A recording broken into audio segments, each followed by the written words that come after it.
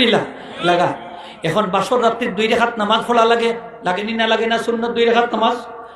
স্ত্রী থাকবা সামনে, স্বামী থাকবা পিছনে, ওলানি স্বামী আগে স্ত্রী পিছনে, আলাদা আলাদা। বাবিনতে খান্দা খান্দা খাড়া করে নমাজ হইতো না, ফাঁসি দইছ।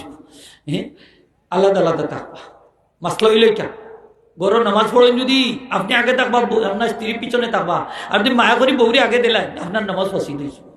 খবরদার আগে দিন না যান। আর দিওজন শীতর রায় খান্দা খান্দায় নমাজও পড়েন না যান, সেও নামাজ হইতো না, ফাঁসি দিয়েছ।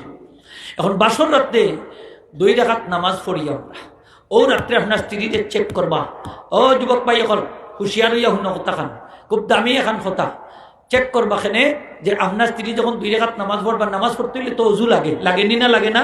অজু লাগে। তখন অজু যদি ঠিক মতো না হয় তাইলে নামাজ হইব নি? ওই তো না। তাইলে আপনার স্ত্রীর যদি নখ পালিশ লাগাইল থাকে, টুট পালিশ লাগাইল থাকে, জরি আলখাত্রা লাগাইল থাকে, তাইলে তো আপনার স্ত্রীর অজু হইছে না? তাইলে অজু ছাড়া নামাজ পড়ছেন আপনার স্ত্রী, প্রথম সেজদা দেওয়ার সাথে সাথেই তো তাই কাফির হয়ে গেছেন, আপনার সাথে বিবাহ বিচ্ছেদ হয়ে গেছে। বাসর রাত্রে শেষ খতম, আপনার 5 লাখ 10 লাখ টাকা শেষ, বাচ্চা কাচ্চা যাওইবার জারুর সন্তান হইবা, জুড়ে হোক না।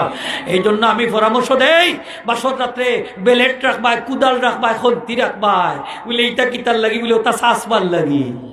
মানে আপনার স্ত্রী যদি হে এইটা কেনে বলে 5 লাখ টাকা